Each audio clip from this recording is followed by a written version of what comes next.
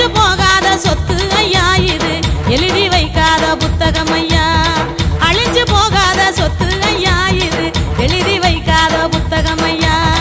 முடிஞ்சு போகாத கதை இதையா இப்போ மூச்சு விடாம பாடி வரேன்.